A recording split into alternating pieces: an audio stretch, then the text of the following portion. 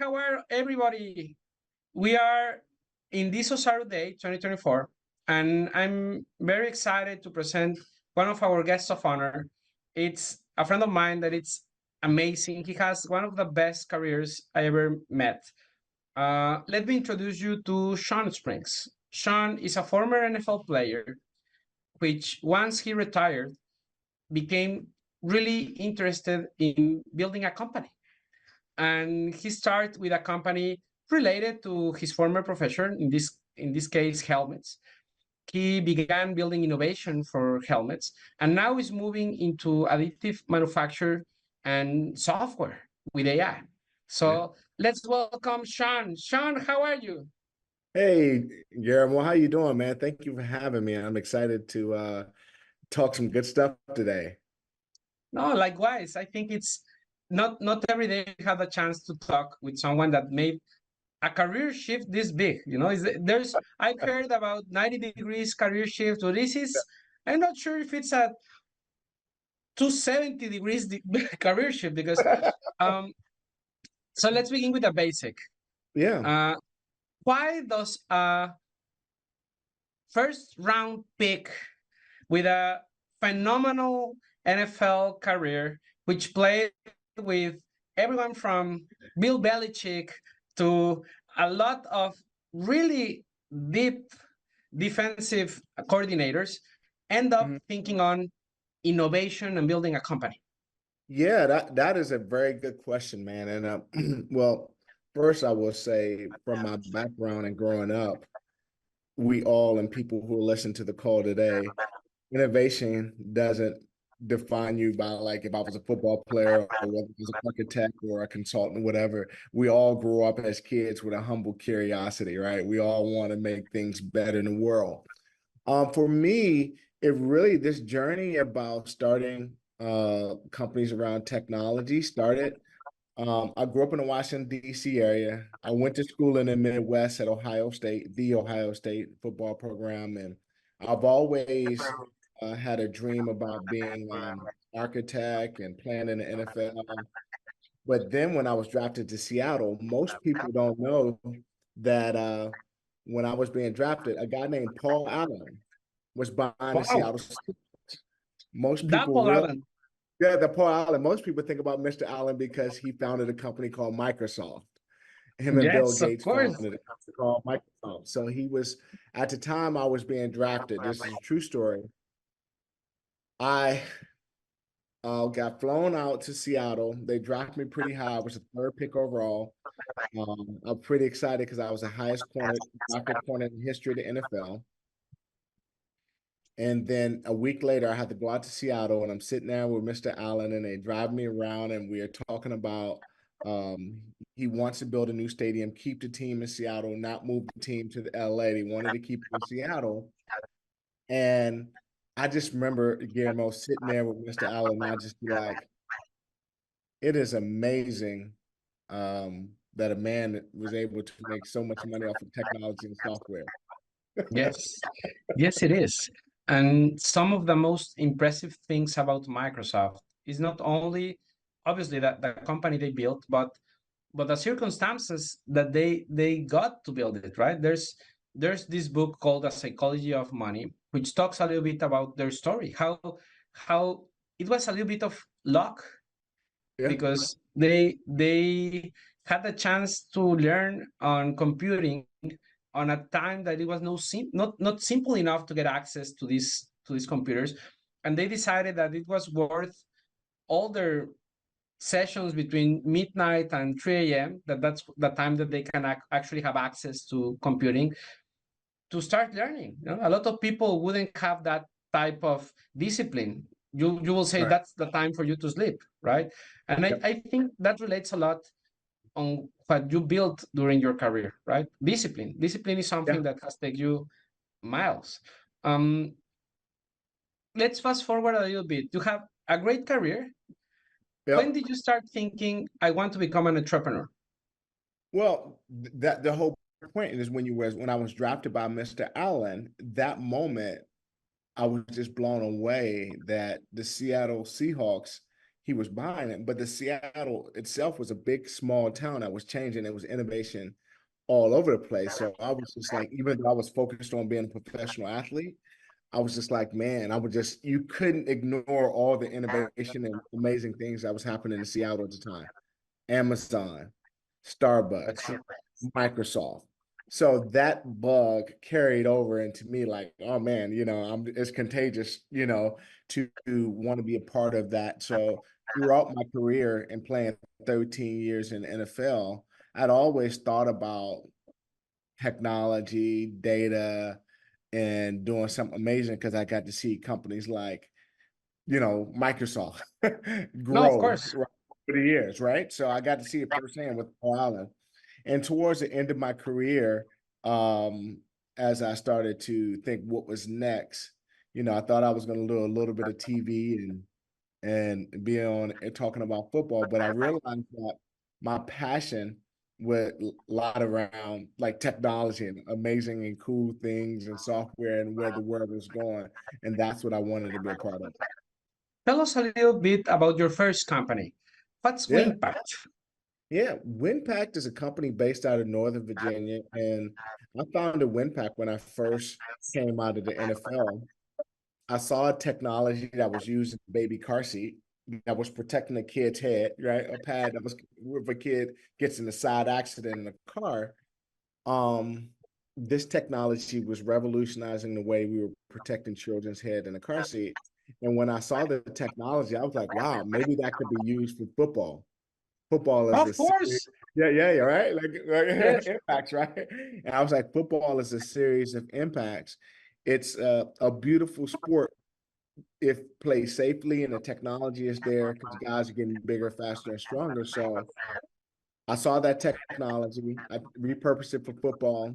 That led to us being in football, baseball, working with the United States government, Department of Defense on impacts for soldiers' helmets.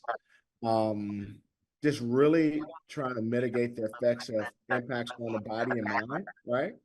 I was really trying to make the game safer for the next generation athlete. We all love baseball. We all love football. We all love cricket. There's a lot of sports that we love. So that was big for me to be able to do something to give back to a sport I love. And that was Winpact. I love that idea. When I was studying at college, I had the Mm-hmm. chance to build a small airplane. And when we were doing the simulations, they were telling us that if you take in consideration how many aircrafts are hitting airspace on daily basis, even an industry as safe as the airplanes, if they don't evolve really fast, there Mm-hmm. will be enough planes flying at the same time to have the probability achieved of a plane crash every hour. Because more and more planes are getting built, more and more routes are getting, more and more hours are being traveled. So it's a matter of statistics. You eventually have 1 million flight hours at a time on any singular day if we keep building more airplanes and we keep building more flights. So the only way to avoid that is to improve quality checks. So instead of having one accident every million hours, you have to be able to have one accident every 10 million hours or maybe 100 million hours. So you need to push forward. When I heard you, I love the way you said it. Athletes are getting bigger, faster, stronger. No, we have Yep. evidence all over the place. If you go to tennis, you can see a 40-year-old veteran, no, that it's still Yep. ruling number one spot. Yeah. It's if you see the health medicine, the way it has evolved. Now you're seeing people at their 40s, like Mm-hmm. LeBron James, like Tom Brady, like Roger Federer, like obviously like you, that it's not so easy to be able to play 13 years, 20 years on sports that are so demandful Yeah. on your body. So this means that technology has to improve really fast because Yep. the helmets, for example, I love that you just realize innovation by sewing something that was built for a kid. Yes. No, you saw like, okay, Right. if this can support a car crash, maybe it can support a linebacker, right? Yes.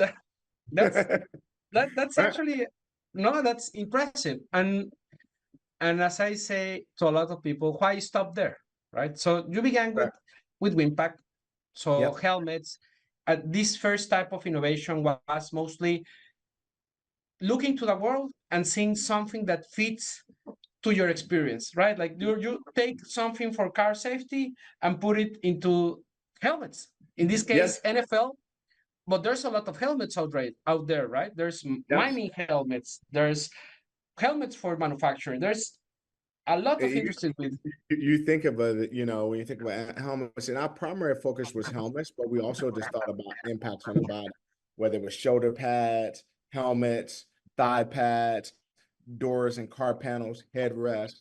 So there were a lot of applications that we looked at, but the primary focus was around how do we protect the brain and traumatic brain injury? Because, that is a very serious, Yes, incident. it is. And people forget that almost every sport from equestrian and riding a bike, most people don't realize how serious and how over in a second that you can be injured from something as simple as riding a bike. Yes, that's true. And now, how does that took you to data? How does that Yeah, enter you to the world yeah, of innate? yeah. So it's funny that you mentioned aerospace. So we first started, when we looked at how the sports products were being made here in the U.S., the most innovative companies are in aerospace and automotive.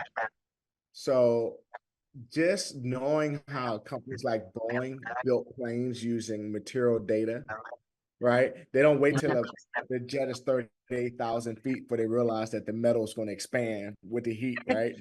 That's true. They That cannot would afford that. They can't afford that, right?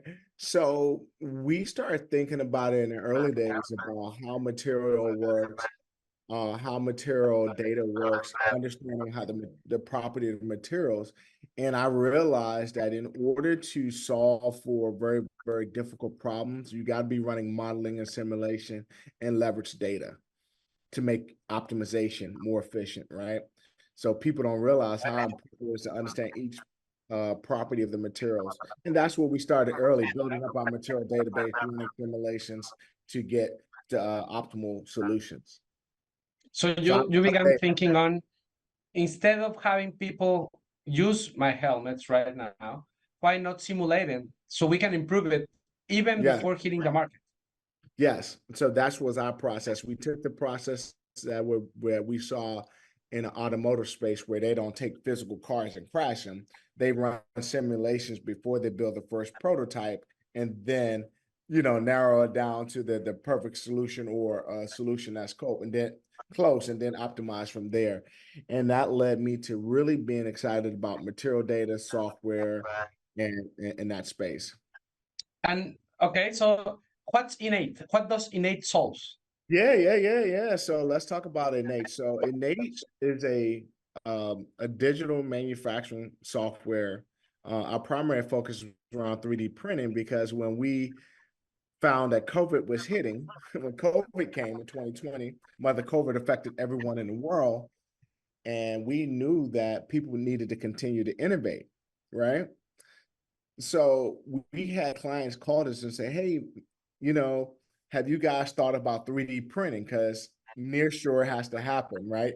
You know, uh, our our our cargo is being stuck on the ports in China, Vietnam, LA, Mexico, foam out of materials out of Mexico. So things were being, it's just a supply issue around the world. So we started looking at 3D printing.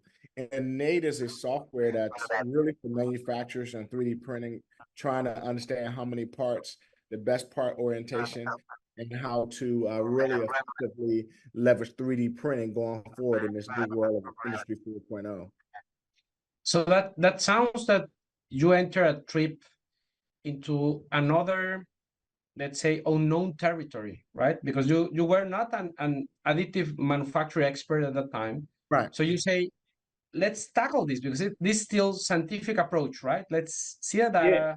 We knew about 3D printing because we saw it as another foam, another material. We saw companies doing it. But what the industry had no idea is, in the sports world, what applications 3D printing could really be used for. Adidas tried it in shoes, but nobody was 3D printing as an alternative solution to foam. So that's how we got into it. It's curious, but at the end of the day, it feels like innovation is the common denominator, and your curiosity on topics has led you into building software. It's called necessity. No, no, of course. It's called And necessity. You have to do whatever you have to do in life to survive, right? If if you can't get the materials from around the world and you need to be able to still produce, you got to do what you got to do, right? and That's but I love it. innovation, right? That's innovation, but it's innovation Yeah. at its essence. The essence of, even you can even call it Darwinism, right? You need to adapt. You need to Right. adapt. In this case, you say COVID. How have you adapted to, let's say, Gen AI? You saw this new technology. Have you thought Yep. about it? Yeah, AI, I am, if that is the thing I'm probably the most excited about. Well, let's back it up and talk about Industry 4.0, which is the introduction of like Internet of Things, where there's, systems and machines, and then there's artificial intelligence, additive manufacturing, robotics, um, supply chain around efficiency and sustainability and different things. And I'm particularly focused on AI because now when you start to think about large amounts of data, right, from impacts or different materials, the challenge has been for years is how do you leverage all that different information, whether it's a force impact or whether on a material, shells, human body, the logistics of where it's from to understand price point and stuff like that. So when you start to think about how AI can seamlessly handle large amounts of data and generate new ideas and new materials, I mean, it's affecting everything. And that's something that, even when we're talking about the quote, right? Like how much something costs, right? You know, bots and these new solutions to be able to talk, connect the disconnect between the salesperson and the person that producing it. Their AI is helping with that disconnect, as you know, and what you guys are doing at Ozaru. And I think that's only going to make the sales optimization and factories better, because now people are thinking about a more efficient way to sell and fix things on the back end. So AI is just really, I believe, the next wave in turning the industry and especially manufacturing on its head. How let's think of technologies, right? When you began Windpact, you began researching probably patents, right? Like that. Yep. The airbag technology, probably you have to think on it, how to protect it, and then you move to additive manufacture, which also has a lot of novelty around it, right? It hasn't get to that peak of innovation. It's still a lot of room to improve on materials, on cost, and then you add on top of that data.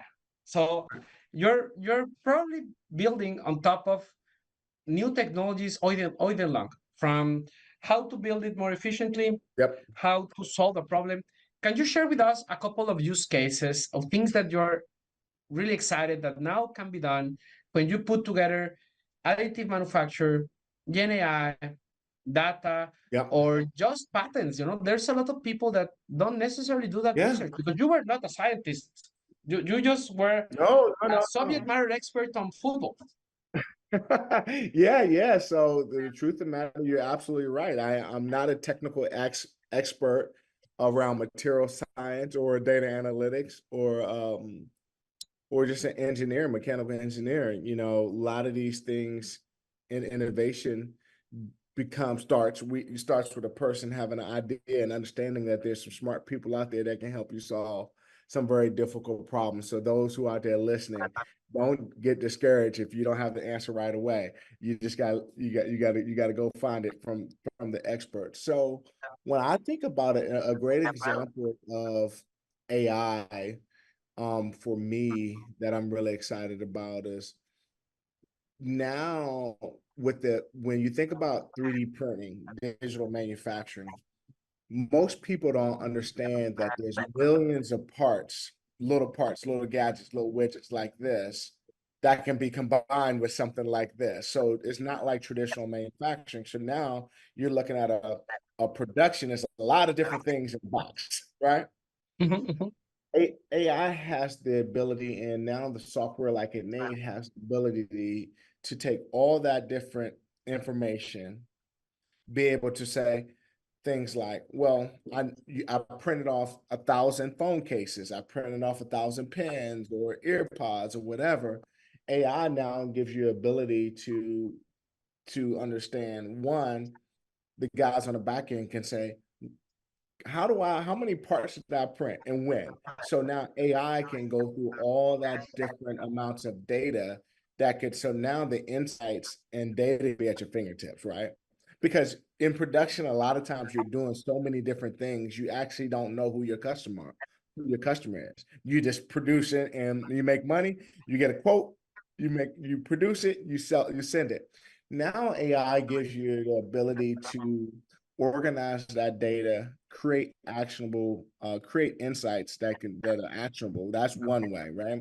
When you think about and gives you insights, and you can talk to it and go back and forth with it, right? Another way that we're leveraging data with Innate is we're helping sales guys because in manufacturing, people think about manufacturing as old industry. And a lot of the older manufacturing people, they're kind of phasing out, right? So how do we reskill the next generation of people who want to sell parts, or the younger employees or team members who need to be skilled up pretty fast, because everybody wants to go into software, but then when you get to manufacturing and producing product, there's not a lot of people who go into manufacturing. So now you're starting to see technologies like Ozaru, and what we're trying to add to our sales app is a young person who's trying to sell a machine or sell a part for the first time can have a co-pilot, a buddy, the AI that allows you to retrieve information around a certain product, material use, So, and I think that's part of, you and I've had discussions around how do we reskill the next generation of workers, people who need to learn data instantly and have the confidence that I can sell this service, this part, a machine, or whatever. So I'm really excited about that aspect of it, where AI is what you're calling a pocket buddy, right? Yes. And sales, and even we see it in with people in the back end trying to understand some of these complicated machines. They don't want to look through manuals no more, right? People want to be able to have that information at your fingertips and be able to interact with their phone or iPad or laptop to be able to ask questions to get immediate answers. So that's where I think AI is going to accelerate the knowledge and make people better. Those are two great examples I think about AI. No, and I love it because I think we're facing two couple of facts at the same time, right? One fact is this new generation of workers, I'm going to name them the TikTok generation, because when they were at college, they were doing TikToks. So they're used to technology, but also they are used to shorter, immediate formats of getting rewards or getting knowledge. Yeah. They don't want to read the book. They just want the code. They just want the specific section. Video, 20-second Yes, the video. video. Yes, of course. And we're facing the era of Mr. Beast. Like this guy that just makes video, and he has a $4 billion YouTube channel. So if we're facing that generation, and then you take a step back and take a look to manufacture by definition sounds boring. Sounds like you have to build a cup, you have to build a car, but it's not necessarily something that sounds sexy when it's faced against other type of professions. But at the end of the day, you live in a physical world that requires physical products. Yep. You still need clothes, you still need a car, you still need a laptop, you still need everything, and everything needs to be built by someone somewhere, somehow. So having said so, those two use cases are really interesting because it tackles at the same time two sub-problems. One sub-problem is, how do we get access to the knowledge of decades for Yep. this manufacturer 4.0, right? Like this, it's a new way that there's a lot of things that have to be solved yet. They're not solved yet right now. Like you just give us a couple of hints. Like if you're building, let's say, forks or whatever, normally plants have a way of thinking on efficiency that not necessarily is data-driven efficiency. It's more production-driven efficiency, which means if someone asked me to build 1,000 cups, I have to think on how to place them on a build, right? Like, okay, I'm gonna fill 1,000 cups there, and maybe I have some waste, but I'm not thinking on, is there a way that I can fit more cups and forks on the same build, which translates into better margin for everyone? Because now I And can put in the more build. more efficiencies, yes. But that's things that can only be unlocked if you do analytics, because it's not so easy to see. Maybe there's this guy in the plant that is this guru that has such a great sense of efficiency that he can say, okay, try this and this. But for these new guys, you need a scientific approach. You need that smarter guy to be able to coach the next guy on a scalable Yeah. way. Yep. So you're facing a great moment in which you can actually build an extension of that guy that knows a lot and put on top of that a data analytics capability so he can do that faster, bigger, better. And then you can deploy that as an assistant or a copilot for everyone that is trying to work on that space. So it's like having your most brilliant people that knows specifically that working for you. Right. And that's actually the trend. I had the chance to read about what's obviously nobody knows what the future is going to hold, but there's a couple of hypotheses on terms on what's what's the future of Gen AI. And the vision I like the most is something similar as human beings. For example, you and I, we both are capable of learning anything. It's just a matter of putting hours into something and read it, and it may be different according to each one's background, but it's a fact that we can both learn coding or whatever task we want. And the value is not if we're going to be able to learn that, but is there any way that I can replicate a guy that has this knowledge for the last 20 years? So when they talk about Gen AI, they say that the future is a Gen AI that maybe doesn't know who is the president of the US. You don't need them to know that, but it's so deep on a specific area of knowledge that you can have this agent that knows a lot about manufacture. You don't care that doesn't know about anything else, because you can have another guy that knows whatever you need. So I'm thinking on a way of innovative that it's very similar to the way you just build your innovation. You were a subject matter expert on, in this case, sports, and you wanted to make innovation. So just by watching the world, you saw an opportunity of bringing this piece of innovation in a automotive industry or car safety industry into your world. And then you expand that vision. So we can start building agents and making them work together. It's more efficient to build an AI that knows a lot of manufacture and put it to work with an AI that knows a lot about sports and try to find out how to improve use cases than to ask a regular AI just to give you ideas on what can be done between manufacture and sports, because you're going to miss all the important things, all the things that Shawn watched when you were building something. So that's really interesting. And what are you most excited for the next 2 or 3 years, Shawn? So the question you asked, what am I most excited for the next few years? Yes. Man, well, we just spent time talking about AI, but I'm also really excited about when you have a post-COVID situation. I think COVID affected everyone in the world. I think anyone listening to the call today or the Zoom today will realize that the world has changed. I think that when you have moments like this is when you will see the best of mankind. You're going to see amazing technologies like AI. You're going to see robotics.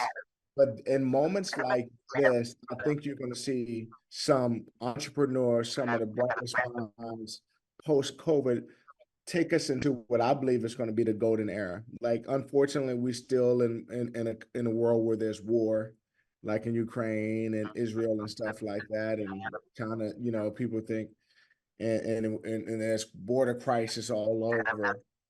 But I am excited about the global world and the relationships that we can develop. You know, you and I are friends and brothers forever. You're in Mexico, right? And I talk Right. about our relationship that what we can have with the U.S. and Mexico at a personal level, and I'm excited about that.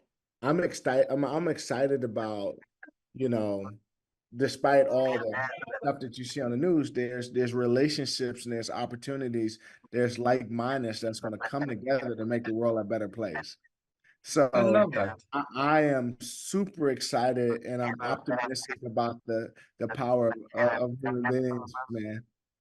So Likewise, and I'm honored to be called your friend. I think it's been one of the highlights of the post-COVID years. Just being able to talk to people and honestly try to figure out that we share values, and it yeah, doesn't matter which country we grow up. It's that's a right. matter of people trying to work with people and try to help each other. Yeah. If you can share one tip, you can go back to any piece of advice that you have faced during your life.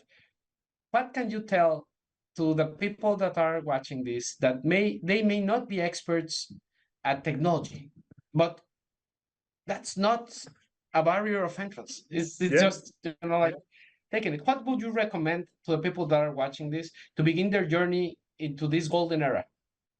I would say this, don't so focus so much on the outcome, but really be mindful of the journey. You're going to have some ups and you have some downs, and you have some wins and losses. It's going to be very difficult. But I think that if you recognize that nothing great is ever just comes to you sometimes, right? But for the most part, there's going to be a journey, and oftentimes we get discouraged because we have to take around the mountain, over the hills, over the curved streets, and it's not always straight or it's not as fast as we like. But I would tell people to really recognize and be in the process. Nothing is good or bad. It's just what it is, and just continue to focus on the journey.